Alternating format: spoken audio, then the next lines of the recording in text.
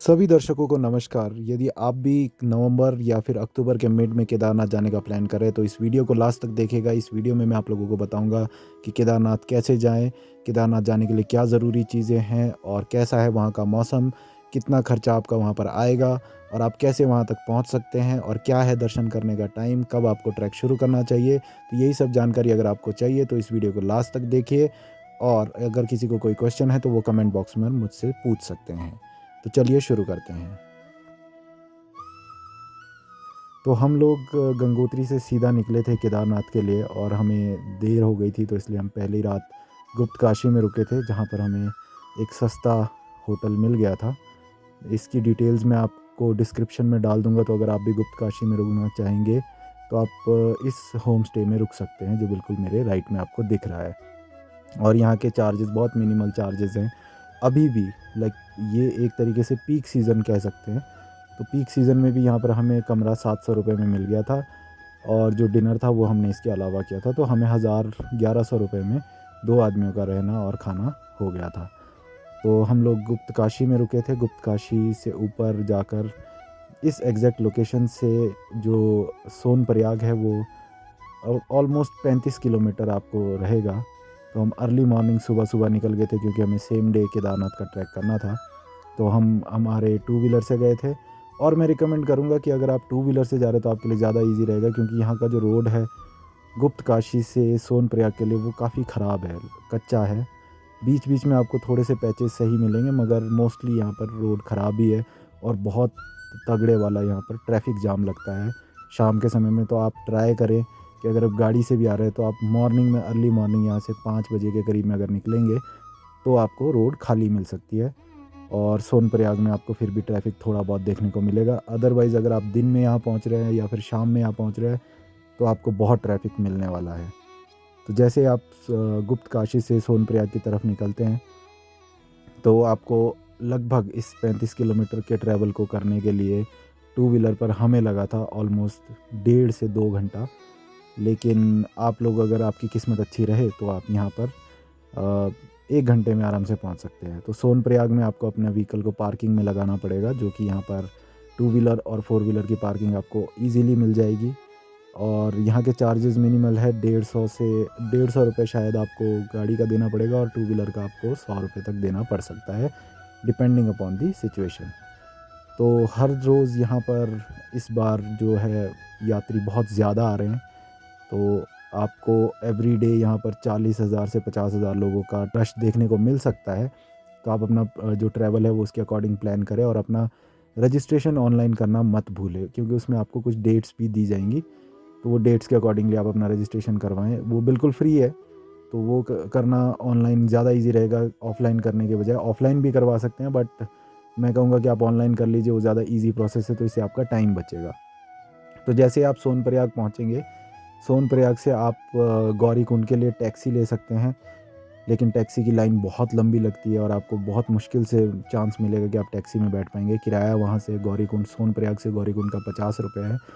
और सोनप्रयाग में clock room की व्यवस्था भी है, तो आप क्लॉक रूम बिल्कुल पार्किंग के साथ में आपको क्लॉक रूम मिल जाएगा, अगर आपको अपना सामान वहाँ पर छोड़ना है कुछ भी। क्योंकि मैं रिकमेंड करूँगा कि आप अगर केदारनाथ यात्रा पर जा रहे हैं तो अपने पास कम से कम लगेज रखें, सिर्फ गर्म कपड़े और खाने पीने की कुछ चीज़ें, वो भी बहुत ही लाइट वेट होना चाहिए। और पानी का आप अपने पास साधन ज़रूर रखें।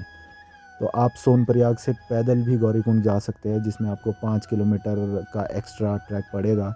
वैसे कहते तो है कि आप सोनप्रयाग से अपना ट्रैक करें, पर ये आपके ऊपर डिपेंड करता है कि आप अगर चल सकते हैं तो आप सोनप्रयाग से ही अपनी यात्रा को शुरू कर दें।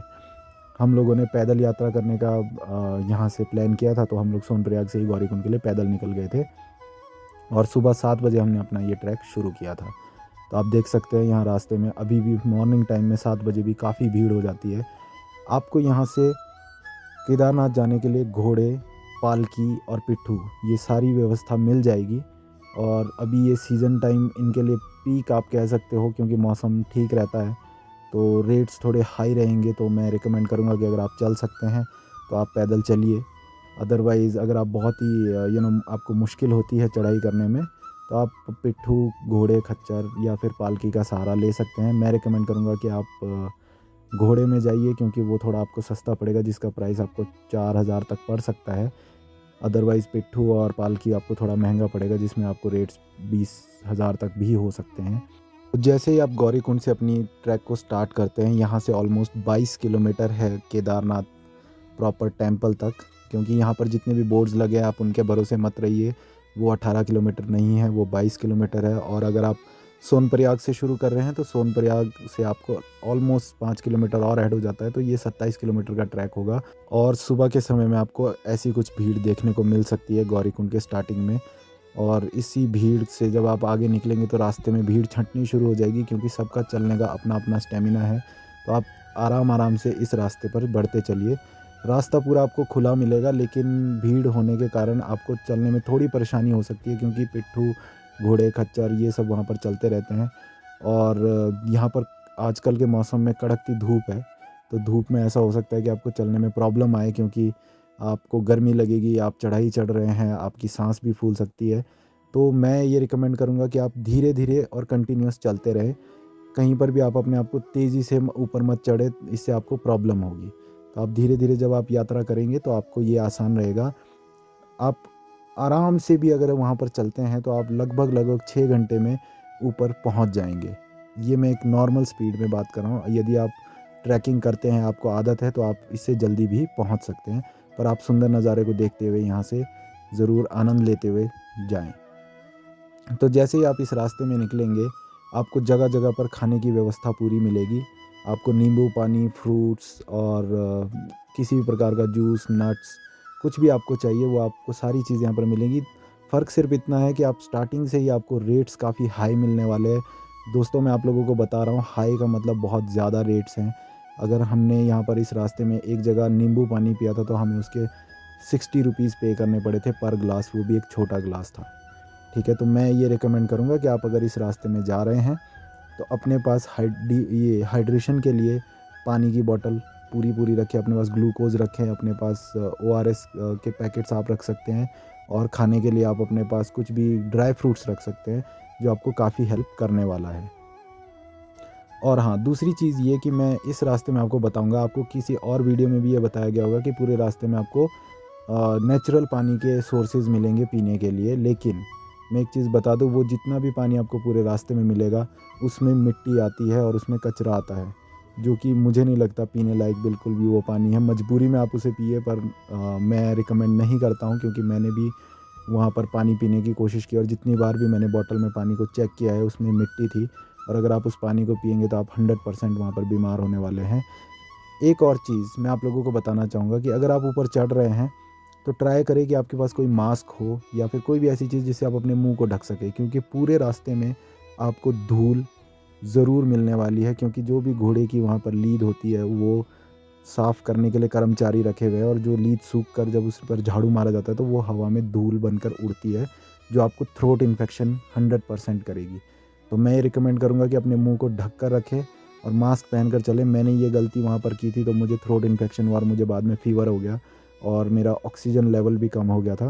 तो ये बहुत ही मेजर प्रॉब्लम आपके लिए बन सकता है। और मैं ये कहूँगा कि अगर आप नीचे से ऊपर की ओर चढ़ रहे हैं तो अपने पास कपूर ज़रूर लेकर जाना, जिनको भी सांस की दिक्कत होती है। इसके बाद एक अगला सवाल आता है कि रास्ते में खाने की जो व्यवस्था है उसमें आप लोगों को क्या रेट्स मिलेंगे। तो मैं दोस्तों आप लोगों को बता देता हूँ, जब आप केदारनाथ यात्रा पर नीचे गौरीकुंड से ही शुरुआत करेंगे तो आपको ऊपर चढ़ते समय खाने के लिए उचित प्रबंध मिलेगा। हर तरफ आपको ढाबे, होटल मिलते रहेंगे, जिसमें कि आप लोगों को नॉर्मल खाने का रेट मैं आपको बताता हूँ। जो राजमा चावल है वो 150 रुपये प्लेट मिलेगा, जिसको आप ये कह सकते हैं कि एक नॉर्मल डाइट है। बहुत ज़्यादा नहीं होगा, पर ये है कि आपकी एनर्जी लेवल को बूस्ट कर सकता है। तो आपको 150 रुपये में प्लेट मिलेगी। आप राजमा चावल खा सकते हैं, आप नॉर्मल सब्जी रोटी भी खा सकते हैं, वो उसका भी प्रबंध आपको रहेगा। पानी की बॉटल जो है आपको 40 रुपये की लीटर की बॉटल मिलेगी। तो मैं ये रिकमेंड करूँगा कि अपने पास पानी इनफ लेकर चलें, ज़्यादा भी मत कैरी करें कि आपको चलना मुश्किल हो जाए। और जैसा कि मैंने कहा था, अपने पास लगेज कम से कम रखें। अभी आजकल का मौसम वहाँ पर ऐसा है कि आपको दिन भर में कड़क धूप भी मिल सकती है, और जैसे ही आप टॉप तक पहुँचने लगेंगे तो आपको वहाँ पर बारिश भी देखने को मिलेगी, क्योंकि अब नवंबर के महीने में वहाँ पर ठंड हो जाएगी। और अभी सुनने में आया कि रिसेंट टॉप हाइट्स पर बर्फ़बारी भी हुई है। तो यहाँ की घाटी में मौसम कभी भी बदल सकता है। तो अपने पास आप कैरी करिए छाता, अपने पास रेन कोट, और आपके पास गर्म कपड़े होने चाहिए, और आपके पास ट्रैकिंग शूज़ होने चाहिए। वाटरप्रूफ शूज़ अगर आप कर सकते हैं तो वो भी आप लेकर चलिए, अदरवाइज़ आप अपने पास स्लीपर्स भी लेकर चल सकते हैं। और ये सबसे इम्पॉर्टेंट चीज़ें हैं जो आपको यहाँ पर कैरी करनी ही करनी है, आप उसको मिस नहीं कर सकते हैं।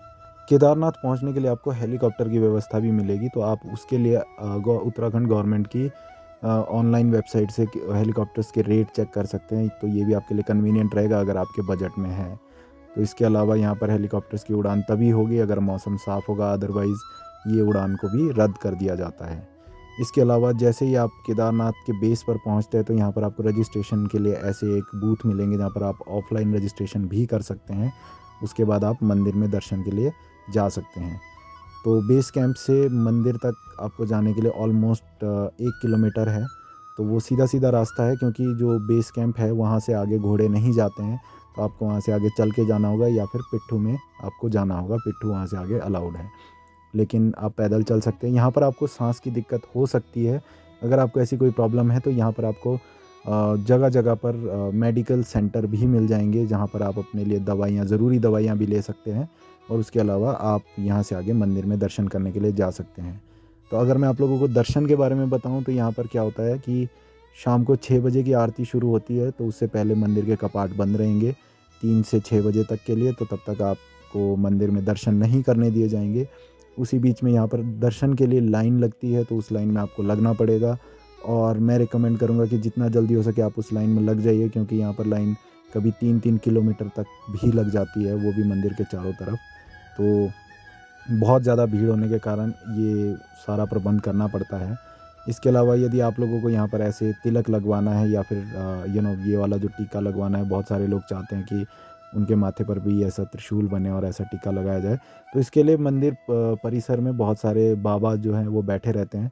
वो आपको ये टीका लगा कर देंगे, और उसके लिए आपको कोई पैसा चार्ज नहीं करते हैं। बस ये कि आप अपनी श्रद्धा से जितना भी दान कर सकते हैं, 10, 15, 20, 100 रुपये, वो आपके ऊपर डिपेंड करता है। तो उसके अलावा जब आप मंदिर परिसर में रहेंगे और दर्शन के लिए आप वहाँ पर लाइन में लगे रहेंगे, तो शाम को जब 6 बजे के बाद आरती शुरू होगी तो आप वहाँ पर दर्शन कर सकते हैं।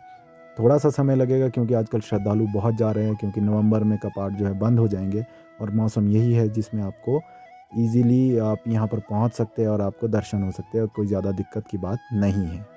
अगला पॉइंट जो मैं आप लोगों को बताने वाला हूँ वो है नेटवर्क के बारे में। तो केदारनाथ मंदिर में पूरे रास्ते से लेकर ऊपर मंदिर तक जियो और एयरटेल का नेटवर्क पूरा आता है। तो आप यहाँ पर ऑनलाइन पेमेंट कर सकते हैं, आप इंटरनेट यूज़ कर सकते हैं।